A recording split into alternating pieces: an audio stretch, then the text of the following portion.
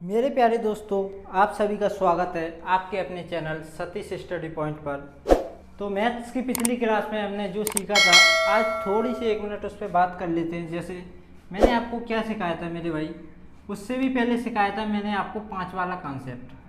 किसी संख्या में आपको 5 मिल जाए, जैसे डॉट डॉट डॉट डॉट और लास्ट इकाई का अंक 5 हो और इधर कोई संख्या हो, सम लिख दो या विषम लिख दो। जैसे सम आ गई तो इन दोनों का जब गुणा करोगे तो मेरे भाई इधर सम संख्या इधर 5, तो हमेशा क्या आएगा, यूनिट डिजिट इकाई का अंक क्या आएगा मेरे भाई 0। अगर इधर कोई विषम संख्या आ जाए, तो आपका इकाई का अंक हमेशा क्या रहेगा, 5 रहेगा। ये तो मैंने शायद आपको परसों वाली क्लास यानी कि समझ रहे हो कल, हाँ उससे पहली वाली वीडियो में बताया था। और कल की वीडियो में मैंने आपको बताया कोई भी पावर वाली संख्या लिखी तो उसे कैसे सॉल्व करके निकालेंगे कि उसमें इकाई का अंक कौन सा होगा। जैसे मैंने आपके सामने कोई संख्या लिखी 24, क्या लिखी 24 पे पावर चढ़ा दी मैंने कितनी 25, 26, 26, 27 चढ़ा दी। लो अब आपको बताना है इसमें इकाई का अंक क्या होगा। तो मेरे भाई मैंने आपको बताया जब भी पावर वाले सवाल आए आपको सब कॉन्सेप्ट दिमाग से निकाल दो, बस एक ही कॉन्सेप्ट याद रखो, आपको पावर में 4 से भाग देना है। आपको पावर में क्या करना है मेरे भाई, 4 से भाग देना है। आपको पावर में 4 से भाग देना है। जब आप पावर में भाग दोगे, मान के चलो इसमें 27 में, यानी कि ये पावर 27 है, इसमें 4 से भाग दोगे तो कितनी पावर बचेगी, शेष कितना बचेगा, 4 6 24 3, यानी कि अब 27 को हटा के आप 3 लिख सकते हो। क्या लिख सकते हो, 3। जो रिमाइंडर जो आपका भाग देने पर शेषफल बचे उससे क्या होता है, 4 से भाग इसलिए देते हैं क्योंकि पावर छोटी हो जाती है। अब 24 का 3 बार गुणा करना है। देखो 24 इंटू 24। अब क्या करोगे, आपको 24 का नहीं, आप पहले अंक का करो, 4 का 4 में, 4 चौक कितना होगा 16।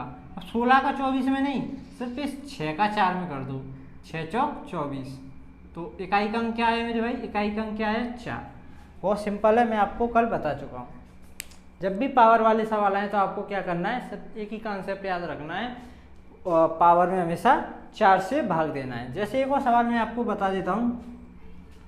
जैसे मैं आपके सामने सवाल लिखता हूँ, जैसे क्या लिखूँ बताओ, चलो जैसे मैंने लिख दिया 51 नहीं और बड़ी संख्या ले लो, जैसे मैंने लिख दिया 87, इसकी पावर चढ़ा दी मैंने 1001। अब आपको बताना है इसे सब सॉल्व किया जाएगा मेरे भाई, तो इकाई का अंक क्या आएगा। तो मेरे भाई जब भी पावर वाले सवाल आए और आपसे पूछा जाए कि इकाई का अंक क्या होगा, तो आपको बस एक ही कॉन्सेप्ट याद रखना है, वो क्या पावर में हमेशा 4 से भाग देना है। पावर में हमेशा मेरे भाई क्या करना है, 4 से भाग देना है। तो देखो आप भाग दोगे मेरे भाई, भाग दो तो आप वैसे अंदाजा लगा लिया करो, जब आप इसमें भाग दोगे 4 से तो कितना शेषफल बचेगा, और नहीं लगा पा रहे हो अंदाजा तो भाग ही दे लेते हो। चलो 4 दूनी 8, 2 बचेगा 0, 4 पंजे 20, ये कट जाएगा, 0 लगा के 1 उतार देंगे, मतलब शेषफल बचेगा आपका 1। तो आप क्या करोगे, इस 1001 की जगह शेषफल 1 बच रहा है, यानी कि 1 भी लिख सकते हो। कितना, सिर्फ 1, ठीक है। पावर होगी छोटी, अब 87 को एक बार लिखना है तो 87 को एक बार लिखोगे 87 आएगा, इसमें इकाई का अंक क्या आएगा 7 आएगा, सिंपल, ठीक है। ये तो रहा जो बेसिक रूल, हर पावर वाली संख्या पे काम करेगा, ये वाला कॉन्सेप्ट। कौन सा कॉन्सेप्ट, 4 से भाग देने वाला। लेकिन कुछ रूल्स और होते हैं जो आपको डायरेक्ट याद रखने से भी डायरेक्ट मान निकलते हैं। अब याद रखना चाहते हो तो रख लो। देखो मैं आपको बता देता हूँ, मेरा काम है बताना, ठीक है। आपका काम है अपनी चॉइस करना कि आपको किस मेथड से करना है, ठीक है। तो देखो अब वो रूल्स क्या है मैं आपको पहले ही बता देता हूँ। जैसे कोई संख्या लिखी मैंने जिसका इकाई का अंक 0 या 1 या 5 या 6, इनमें से कोई एक आ जाए। कोई संख्या लिखी, कोई संख्या में मेरे भाई इकाई का अंक 0, 1, 5, 6, इनमें से कोई आ जाए। जैसे मैंने लिखा 51 की पावर 51 की पावर मेरे भाई कितना 51 की पावर 51 लिख दिया। अब आपको बताना है इसमें इकाई का अंक क्या आएगा।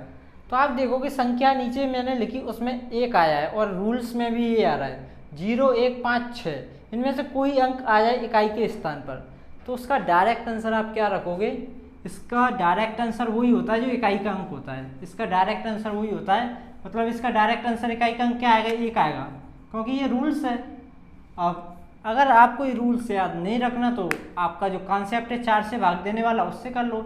51 में 4 से भाग दोगे मेरे भाई, 51 में 4 से भाग दोगे आप तो शेषफल कितना बचेगा, आप भाग दोगे तो शेषफल बचेगा आपका 3, क्योंकि 48 कट जाएगा 4 से 12 बार में और शेषफल बचेगा 3, तो यहाँ 3 लिखोगे। अब 51 को 3 बार लिखोगे आप मेरे भाई, 51 को 3 बार लिखोगे, इसका गुणा करोगे, 1 का 1 में 1 और 1 का 1 में 1, समझ रहे हो ना। तो यूनिट डिजिट क्या है, 1 ही आ गया है, क्योंकि 1 का गुणा करने पर सिर्फ 1 ही रहता है। ठीक है, तो अब बढ़ते हैं आगे की तरफ। तो देखो अब क्या करना है, मैंने एक तरीका और बताया आपको।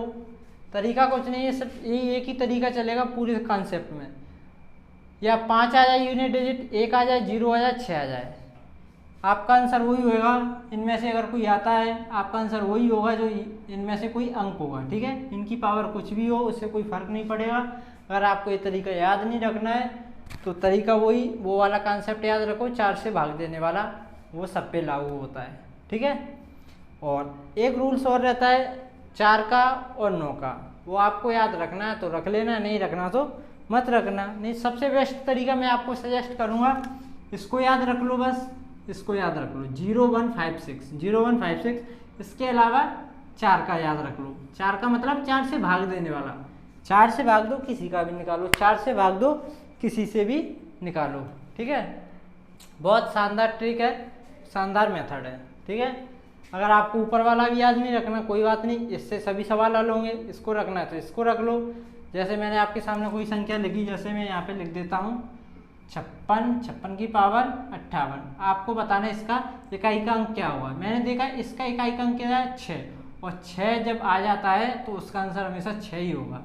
अगर यहाँ 5 होता, 5 आ जाए तो उसका आंसर हमेशा 5 ही होगा, पावर कुछ भी हो कोई फर्क नहीं पड़ेगा। ठीक है, और 1 आ गया तो आंसर उसका 1 ही होगा इकाई का अंक। 0 आ गया इधर तो कुछ भी पावर हो इकाई का अंक 0 होगा। ठीक है, कुछ भी पावर हो कुछ फर्क नहीं पड़ेगा। और आपको ये सब याद नहीं रखना कि ये 4 संख्या है तो 4 से भाग दो और बाद बाकी अपना आगे की तरफ बढ़ो। तो ये तो रहा आज का कुछ कॉन्सेप्ट जो आपको बताना ज़रूरी था, और इससे आगे की तरफ बढ़ेंगे हम कल। तो मिलते हैं नेक्स्ट वीडियो में। Thank you.